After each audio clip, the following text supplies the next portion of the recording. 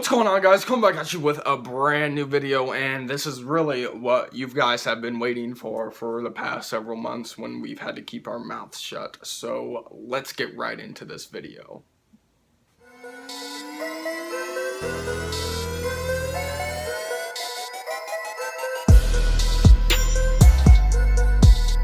I'm gonna try to make this as chronological as possible, so we're gonna go to the start of the situation to where we are today. So basically, you know that I've put out several videos talking about Alejandro and how he's a snake and all of this stuff, and that he's, really not someone that you should look up to, generally.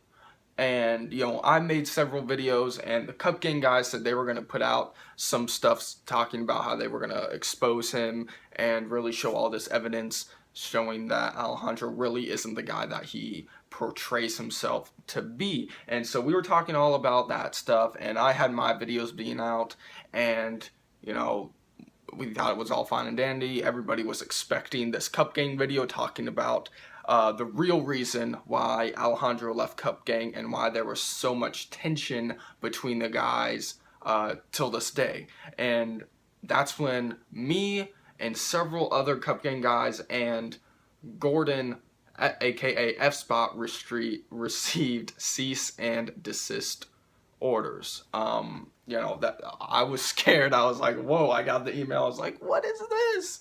And, I was talking with all the guys, and, we all thought it was just a scare tactic from Alejandro. So I kept my mouth shut for the time being. Like, I really didn't say anything on social media. I wasn't really trying to, get involved in any legal situations because, I live in Ohio. I didn't want to have to be forced to fly out to California for anything or anything like that. So all of us, we didn't think anything was going to escalate from there. We thought Alejandro was just playing games and, just didn't want us, exposing him any further or, ruining his reputation any further. So we kind of laid low from there. And the day after I got my cease and desist order, I got another email saying that I had already broken it and that me and my co-conspirators were going to receive a further legal action. I thought this was the most bizarre thing ever because I had done nothing from the time that I got my cease and desist order to the next day. So everything already seemed, a bit ridiculous and shady from there. Like, what kind of law office is this guy going through? Like, the first email that I got from this law office, the lady said that my letter was attached to the email when it wasn't. So I had to email her back saying, hey, there's nothing attached, and she had to send me another email with the actual cease and desist letter on it. So that's really where we were at that point. We didn't think anything else was going to happen, and we thought we could move on with our lives, just wait for all of this to blow over, and maybe they put out their video talking about the whole situation, why Alejandro actually left Cupgang. So a month or two later, the guys received subpoenas to go to court, and now everything is a bit more ridiculous at this point. Salomondrin taking the guys to court over Instagram posts and social interactions, talking about Alejandro. And the real thing that Alejandro was trying to come across with this is that he felt anxiety, he was losing weight, he didn't feel safe in his home, people were exposing his address. And the thing about people exposing his address, the homes that he has supposedly owned or whatever have all been rental properties, so that's public on the internet. You can see the cost of it monthly and all that stuff. Like, even the home that he lives in right now, he's renting for like $24,000 a month. That's like a Porsche 918 payment. So you can get the gist right there. So his address is kind of public already because it's a rental. But aside from that, that's the thing why Gordon was involved, because he was accused of exposing Salomondrin's address or whatever, which doesn't make any sense because his address is already public. So that's the reason why there was, further legal action taken, because he felt he didn't feel safe in his home, and he was all anxious and had all this anxiety and whatever. So that's that.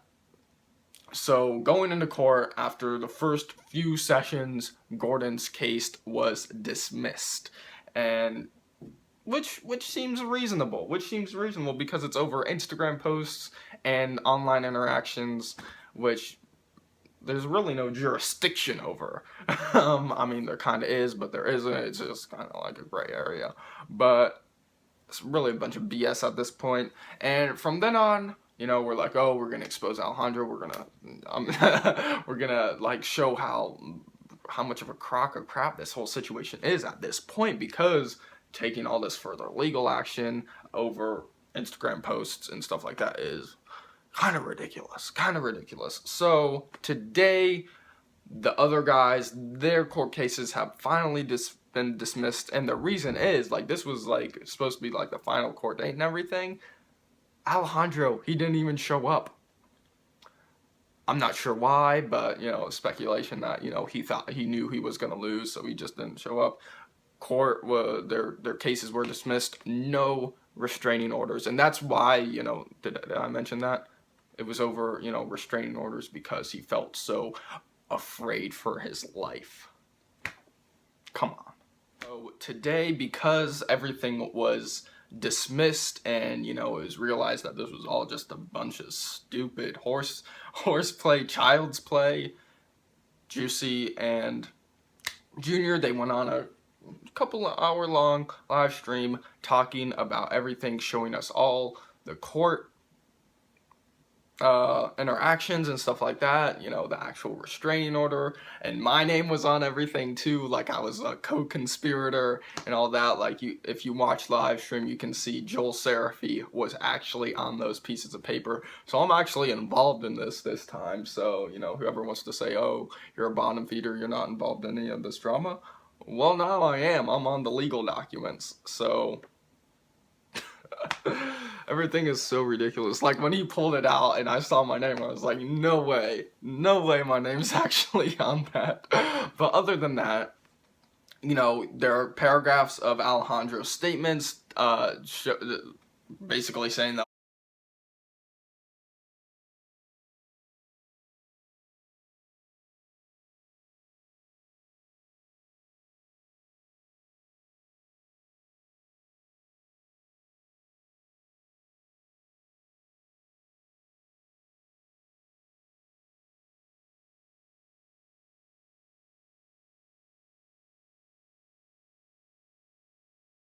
no, I'm not going to record everything and do all that stuff. Like, I'm not going to go too deep with that because, I can retain this information.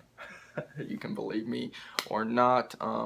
Yeah, this is really just going to go over the general aspects of everything. I'll put some screenshots here and there right now about the case and all of that stuff. I just really want to address the reason why there was court and all this stuff. There's been so much speculation over everything, and this is really the reason why, the real reason, and this is really everything coming to light.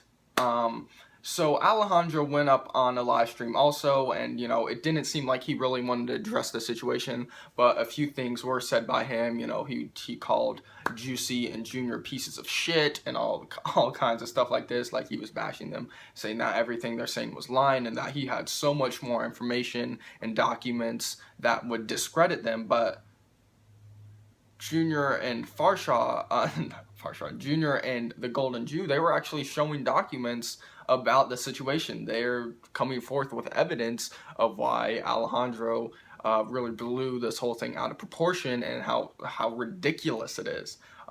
He was claiming all this evidence, like, oh, their numbers aren't there on like YouTube and all this stuff. I'm bigger and all this on his live stream. Like, he even pulled up the analytics for their YouTube channel. Like, they don't post anything.